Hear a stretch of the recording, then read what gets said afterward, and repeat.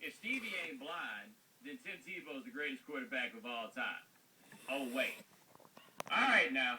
Hold on. Just a right? Let's get this straight here. I don't know if you saw the news. I don't even understand what this Tim Tebow thing is. We're not even talking about him right now, although I'm sure he'll come up at a later point because Tim Tebow comes up all the time, right? He's everywhere. Anyway, let's talk about this thing with Stevie Wonder. I don't know if you've seen the story, but Stevie Wonder is trying to get himself prepared for Dancing with the Stars. You heard me correctly. Stevie Wonder wants to be a contestant on Dancing with the Stars. Okay, look, I'm not about killing anybody's dreams. Let's go ahead and get that part straight right now. I'm not about that life at all. I'm just telling you that Stevie Wonder wants to go on Dancing with the Stars. As I understand it, he's even begun losing weight. Because you know Stevie had gotten kind of pudgy, right? Stevie has begun losing weight so that he could compete on Dancing with the Stars.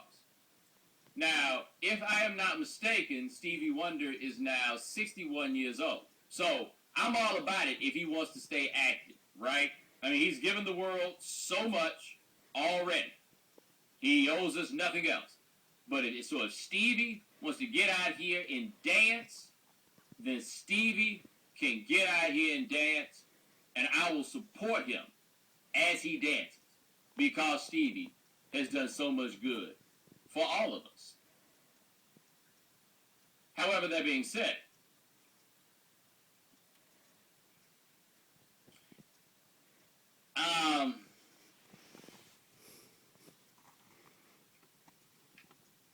I don't want to sound ignorant, but is competitive ballroom dancing something that is typically, like the blind people do that? I mean, I looked it up at one point, and I'm going to look it up again, because if I don't know, like this is something that goes on all over the place, and I'm unaware of it, I don't want to seem ignorant, all right?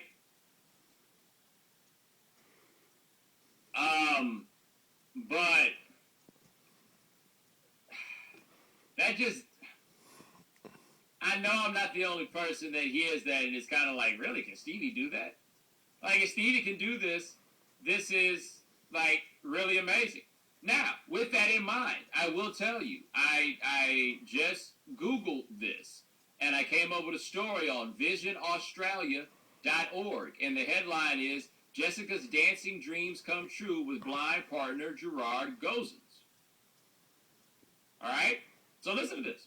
Jessica Raffa had been dancing since the age of 3. Over the years, her spectacular dancing prowess scored her many ballroom dancing accolades, plus both national and internationally. Not one to shy away from a challenge, Ms. Raffa was over the moon when she was invited to partner blind adventurer Gerard Gozens on Channel 7's Dancing with the Stars. And apparently, they danced, right? Now, I don't know how the Dancing with the Stars works in Australia. I have no clue, right? However, I have watched a little bit of Dancing with the Stars. Yo, it's pretty friggin' competitive. You know what I mean? Like, I don't know if you watch it, but that's part of why those athletes wind up getting on there and balling, because it becomes like something new to master, right? Hines Ward, Emmitt Smith, Jerry Rice, all these cats, they're like, yo, this is something new to do, and they get all focused on it, and they get in it. Emmitt Smith was up there with the things on his arm, looking like the goddamn Ultimate Warrior when he wanted you. Yeah! You know? Because it's that level of competition. How many episodes is Stevie gonna hang on Dancing with the Stars, given this? And given that Stevie is generally presumed to be blind.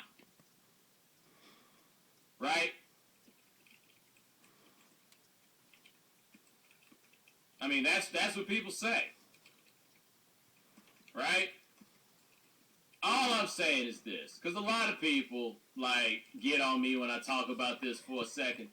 All I'm saying is that Barry Gordy told Michael Jackson to tell the world that he was 9 when he was 11, right? You remember that? Okay? I'm not really going to get so much into what is and what is not. I just can tell you that as a student myself of Stevie Wonder's music, right?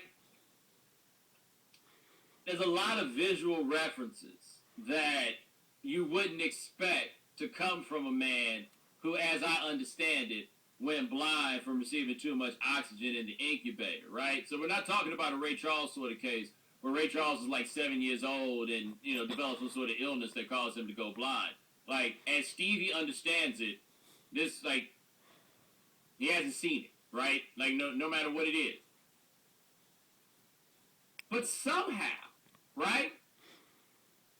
Stevie's out there after school writing something nasty on the walls. You remember that from My Wish? He was writing something nasty on the walls. I got a lot of questions about that. Like, I'm curious on one level about what nastiness he would write on the walls. Like, before we get to that. Like,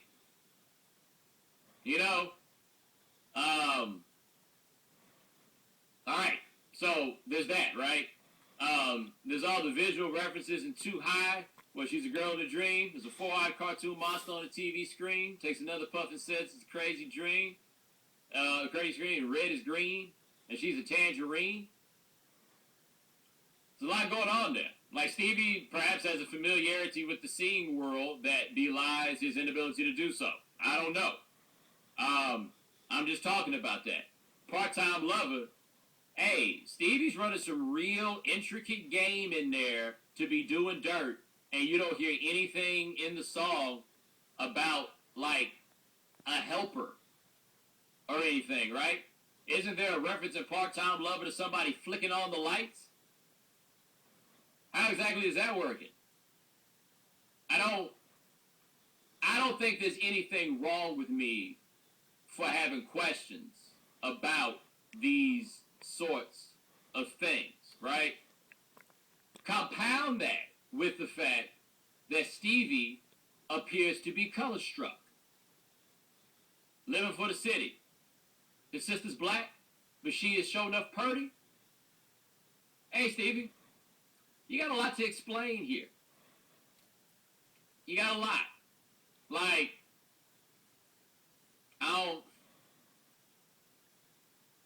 all I'm saying is, if Stevie gets on Dancing with the Stars and is out there, like, competing